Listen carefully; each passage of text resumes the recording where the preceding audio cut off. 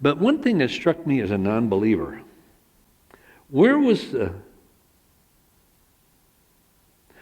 most difficult place in Israel to convince anyone of the resurrection? Where would it have been? Somebody. Jerusalem. Now think of this.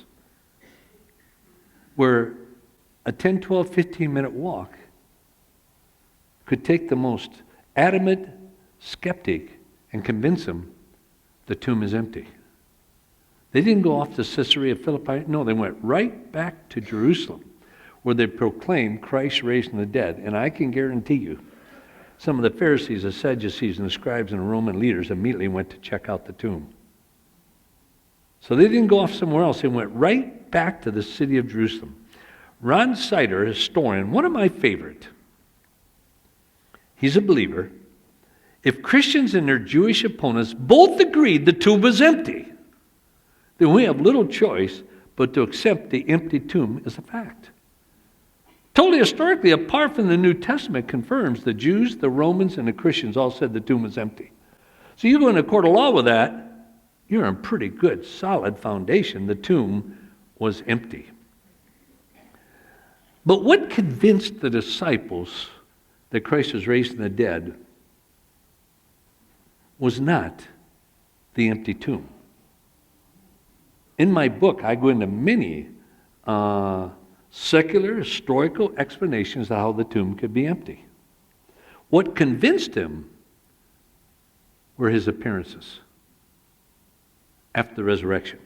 Notice in Acts 1:3, did you ever catch this there? To these he also presented himself alive after his sufferings by many convincing proofs. And the way Luke uses it means overwhelming evidence, appearing to them over a period of 40 days. Not 4 days, not 4 hours, not 40 hours.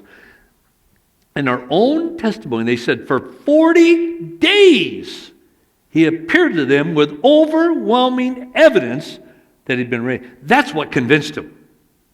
It wasn't over 4 hours, 4 days, 40 days. And when I think of people today are so concerned, this is why I did chapter 3 in that huge evidence book out there on the New Testament. Is it historically accurate and trustworthy?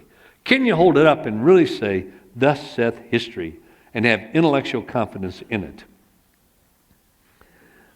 Today, people are concerned, is it true? But do you know, back in the first century church, they were even more concerned? You say, what? Oh, yeah. They met the disciples, everything else. How do you know that? How do you know Jesus said that? How do you know he went there? How do you know he did? You know why they were more concerned than you are? Because they were dying for it. They were being killed for it.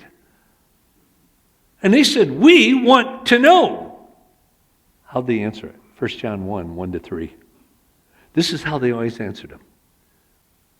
What our eyes have seen, what our ears have heard, what our hands have handled, we declare unto you. They were eyewitnesses. They said, we were there. We saw Jesus do that. We heard him say that. And they said, for 40 days Christ appeared to them in every situation with overwhelming evidence that he was truly raised from the dead. And every one of them had gone and checked out the tomb too. In 1 Corinthians 15, it said he was seen by Peter and then by the 12. And he was seen by more than 500 of his followers at one time. Now I'm jumping ahead here to 500 of his followers at one time. And Paul said, the majority of them are alive. Remember? Go check it out. Boy, he put everything on the line when he said that. He says, go check it out. Appoint a special prosecutor and see if there's any collusion there. Go check it out. I mean, that's what they were saying. Paul was. Says he appeared to 500 people one time. Now take this to a court of law.